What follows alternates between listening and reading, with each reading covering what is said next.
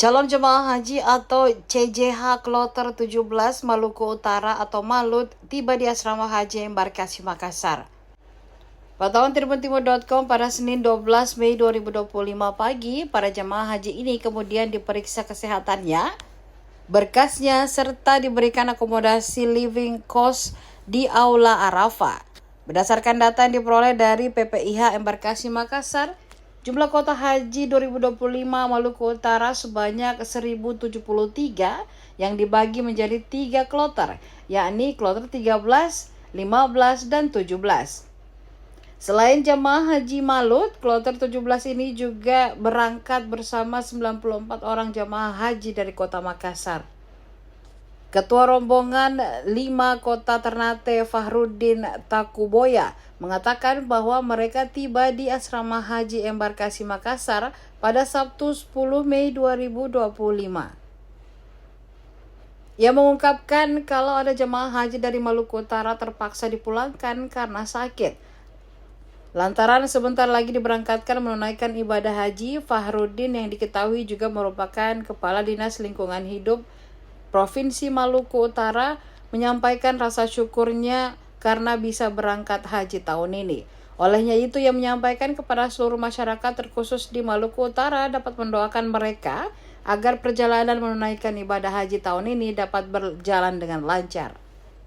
Rencananya, kata Fahruddin, kloter 17 akan berangkat pada Selasa 13 Mei 2025. Selain itu diketahui kloter 17 yang merupakan kloter terakhir dari Malut terdiri dari 390 jemaah dengan rincian sebagai berikut. TKO pertama 190 orang dengan rincian jemaah Kota Ternate 100 orang, Halmahera 11 orang, Morotai 11 orang, Taliabu 49 orang, petugas haji daerah 1 orang, petugas 2 orang, dan PPIHD 15 orang.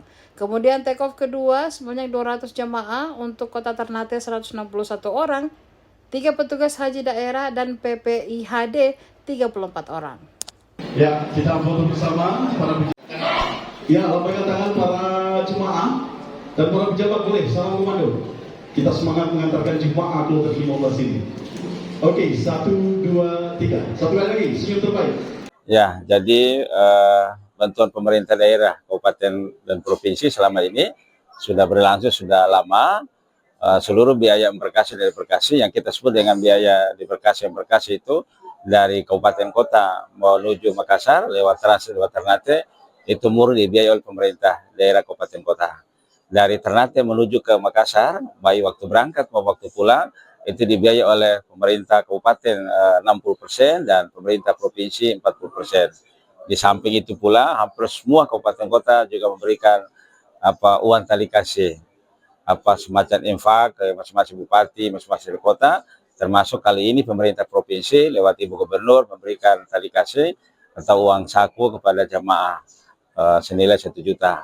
Kalau kabupaten kota bervariasi. Nah, ini tentu perhatian pemerintah kabupaten kota maupun provinsi pada seluruh jamaah saya kira sudah luar biasa.